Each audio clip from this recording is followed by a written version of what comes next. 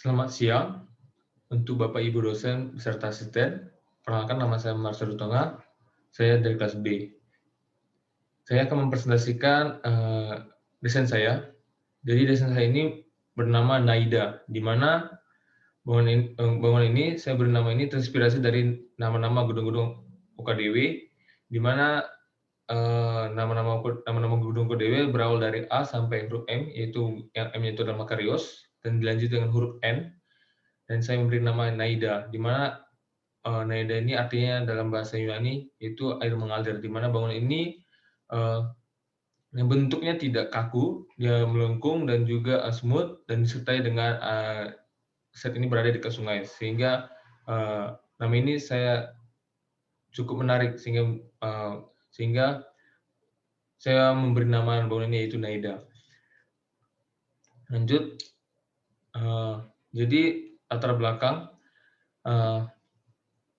UKDW itu sendiri merupakan tempat perguruan tinggi swasta unggulan di Yogyakarta yang mengalami setiap tahunnya itu ada peningkatan pertumbuhan mahasiswa, sehingga diperlukan untuk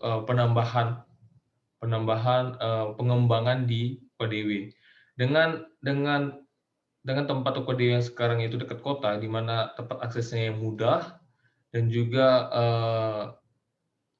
dekat dengan tempat-tempat wisatawan, tapi agak sulit karena di mana lokasi di pusat kota itu merupakan tempat yang keterbatasan lahannya itu sangat tinggi karena dengan padatnya kota, sehingga perlunya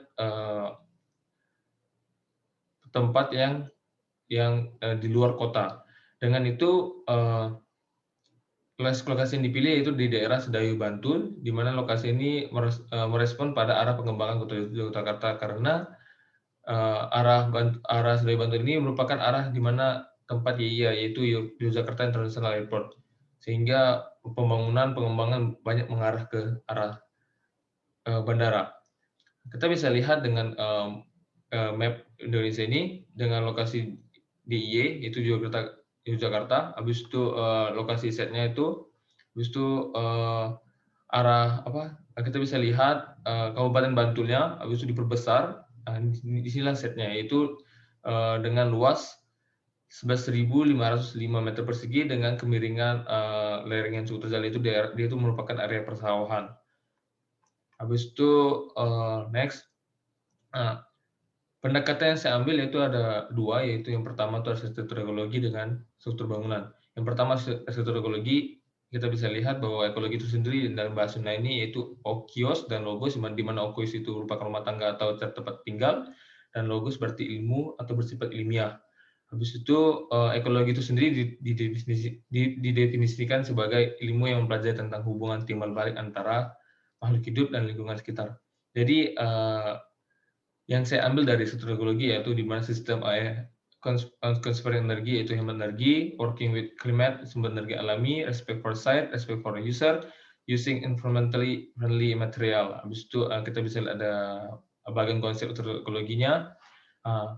Lanjut ke struktur bangunan. Jadi untuk struktur bangunan saya mengambil sistem frame dan shear wall, di mana frame ini ikatan yang kuat antara kolom dan balok yang memegang menjadi unity, jadi kesatuan, dan ditopang dan dibantu dengan shear wall, sehingga kita bisa lihat di grafis bahwa dengan sistem frame dan shear wall itu mampu menahan bangun tinggi dengan ketinggian 50 lantai dan bisa lebih. Next.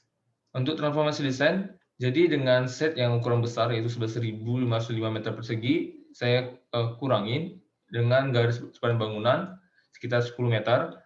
Habis itu saya pull up masanya dengan 2 lantai, dengan ketinggian 2 lantai. Habis itu saya pull up lagi tapi dengan tidak keseluruhan tapi dengan 2 massa, sehingga memisahkan sehingga menjadi dua massa bangunan.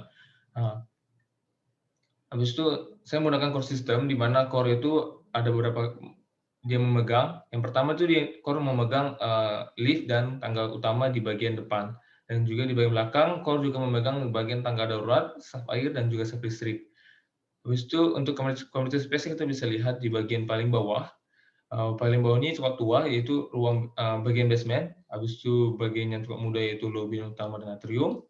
Habis itu bagian yang warna hijau dan biru yaitu ruang kelas dan ruang laboratorium. Di mana ruang kelas menghadap bagian timur, sedangkan ruang laboratorium yang lebih tertutup cenderung tertutup di bagian selatan, di bagian barat. Habis itu bagian untuk warna kuning itu penanda gedung untuk Fakultas Teknologi Informasi, sedangkan untuk warna hijau itu penanda untuk sebagai gedung Fakultas Bioteknologi. Habis itu untuk respon bentuk, saya jadi dua. Yang pertama itu respon bentuk dari pergerakan angin. Jadi kita bisa lihat bahwa bangunan ini melengkung atau cenderung bermain lengkung, sehingga setidaknya itu mengurangi beban angin saat datang, di mana arah angin dari selatan mau utara maupun dari setiap sisi. Kita bisa lihat pergerakan angin tuh dia itu mengikuti bentuk. Jadi harapannya tidak ada yang tidak ada menjadi beban angin, sehingga membuat berpengaruh kepada strukturnya juga. Habis itu untuk sistem pencahayaan dan pengudaraan, jadi saya tuh di bangunan ini menggunakan void, di mana void itu digunakan untuk sirkulasi udara, di mana udara panas yang ada di bagian dalam bangunan akan keluar ke atas. Biasanya cenderung udara panas akan keluar ke atas. Habis itu dan adanya pencahayaan juga, dan juga pencahayaan bisa masuk ke dalam ruangan, sehingga mengurangi penggunaan listrik di jam-jam tertentu. Untuk sistem integrasinya, jadi saya ada dua. Yang pertama itu ada konsep utilitas skema air dan juga konsep utilitas skema energi. Di mana konsep utilitas skema air kita bisa lihat ada lapisan untuk bagian rooftop, lapisan lantai dari tanah, habis itu filter untuk penyaring dan juga beton, dipegang sama beton. Habis itu untuk konsep green roof-nya, jadi saat hujan datang, habis itu masuk ke tanah dan diresap oleh tanah. Jadi saya menggunakan sistem ada pemanfaatan air hujan, di mana di bagian lapisan antara lantai dengan tanah itu ada filter, di mana saat hujan turun dan diserap oleh tanah, air masuk ke dalam pipa yang sudah tersaring, habis itu masuk ke ground water tank, dan air itu bisa digunakan untuk penyiraman tanaman kembali saat musim-musim kemarau atau musim-musim kering, dan bisa dialokasikan juga untuk pembersihan toilet atau pembersihan gedung. Untuk air kotor, di mana air kotor atau air tinja yang sudah akan terbuang melalui beberapa bak, seperti bak kontrol, bak lemak, bak tinja, dan diakhiri dengan sumur resapan, sehingga air kotor tidak langsung ke sumur resapan, tapi melalui beberapa tahap bak kontrol, sehingga harapannya sudah aman untuk disebar, maksudnya aman untuk saat peresapan di dalam tanah.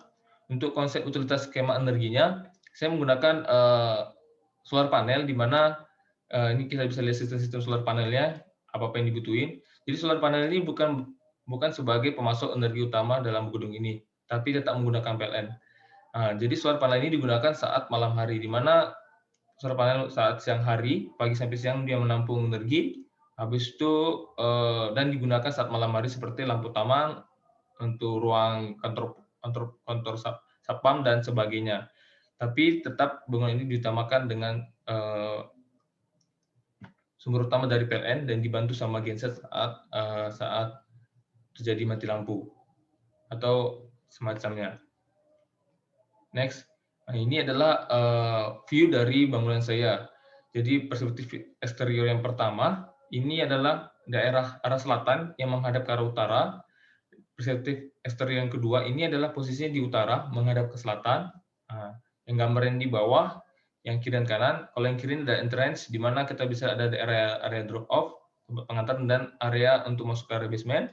Habis itu bagian yang gambar kanan bawah ini adalah garden roof, di mana ini suasana saat berada di lantai 2 di bagian garden roof-nya. Sekian dari presentasi saya. Saya ucapkan terima kasih.